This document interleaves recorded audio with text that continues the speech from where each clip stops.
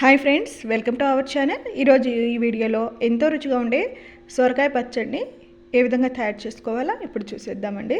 దీనికోసం స్టవ్ మీద ప్యాన్ పెట్టేసుకొని ఇందులో 1 టేబుల్ స్పూన్ ఆయిల్ వేసుకున్నాము. ఇది హీట్ అయ్యాక ఇప్పుడు ఒక 10 వరకు పచ్చిమిరపకాయలని ఇలా తుంచి వేసేసుకుంటున్నాను. తర్వాత ఇందులో కొంచెం జీలకర్ర కూడా వేసేసుకొని లైట్గా ఫ్రై చేసుకుందాము. ఇప్పుడు ఇందులో కట్ చేసుకున్న 1 కప్ వరకు సొరకాయ ముక్కల్ని యాడ్ చేసుకున్నాము. స్టవ్ని మీడియం ఫ్లేమ్లోనే పెట్టి మనం ఈ సొరకాయ ముక్కల్ని బాగా ఫ్రై చేసుకోవాలి.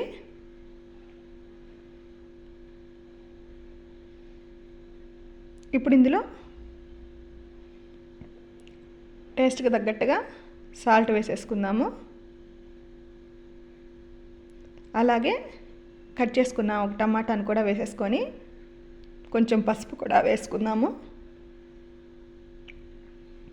ఈ సొరకాయ ముక్కలు టమాటా పూర్తిగా మగ్గిపోవాలి.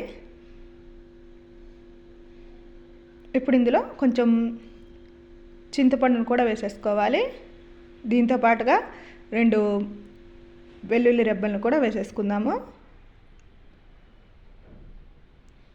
చూడండి, ఇంకొంచెం సేపు మగ్గిపోవాలండి. ఇప్పుడు కొంచెం కొత్తిమీర కూడా వేసుకొని మొత్తం కలుపుకొని ఈ సొరకాయ ఈ విధంగా మగ్గిన తర్వాత మిక్సీ జార్లోకి తీసేసుకొని చల్లారనిద్దాము. ఇది చల్లారేలోపు దీనిలోకి పోపు అనేది రెడీ చేసుకుందాము.